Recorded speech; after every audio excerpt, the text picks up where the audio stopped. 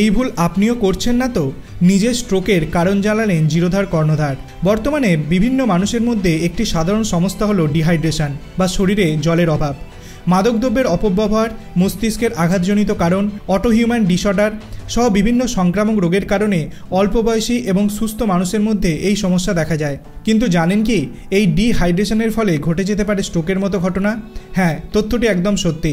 আর সম্প্রতি নিজের এমনই অভিজ্ঞতা সোশ্যাল মিডিয়ার মাধ্যমে সকলের সাথে ভাগ করে নিলেন জিরোধার সংস্থার প্রতিষ্ঠাতা নিতিন কামাত। স্টক ব্রোকার জিরোধার প্রতিষ্ঠাতা নিতিন কামাতও 6 সপ্তাহ আগে মাইল্ড স্ট্রোকে আক্রান্ত হয়েছিলেন। আর সেই নিয়েই সম্প্রতি সোশ্যাল মিডিয়া প্ল্যাটফর্ম এক্সে সচেতনতামূলক একটি পোস্ট করেন তিনি। নিতিন সোশ্যাল মিডিয়ার প্ল্যাটফর্ম এক্সে স্ট্রোকের কারণ সম্পর্কে বেশ কিছু তথ্য জানিয়েছেন। তিনি বলেন তার বাবার চলে যাওয়া, কম ঘুম, ক্লান্তি, ডিহাইড্রেশন এবং অতিরিক্ত ওয়ার্কআউটের ফলেই হয়তো এমনটা হয়েছে। তবে চিন্তার কিছু নেই, এখন তিনি অনেকটাই সুস্থ হয়ে উঠেছেন। কিন্তু চিকিৎসকদের মতে তার সম্পূর্ণ সুস্থ হতে আরও 3 থেকে 6 মাস সময় লাগতে পারে। কামাত সোশ্যাল মিডিয়াতে তার ফিটনেসের জন্য বেশ জনপ্রিয়। তিনি নিজেকে ফিট রাখার জন্য যথেষ্ট শরীরচর্চাও করে থাকেন।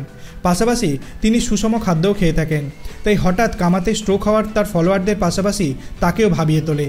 যদিও স্ট্রোক সাধারণত বার্ধক্য, হাই ব্লাড প্রেশার বা ডায়াবেটিসের মতো রোগের সাথে যুক্ত, তবে কামাতের ঘটনা প্রমাণ করে যে অল্প বয়সী ব্যক্তিরাও স্ট্রোকের শিকার হতে পারেন। তাই বিশেষজ্ঞরা পরামর্শ দিয়েছেন স্ট্রোকের ঝুঁকি হ্রাস করার জন্য সারাদিন প্রচুর পরিমাণে তরল পান করা উচিত।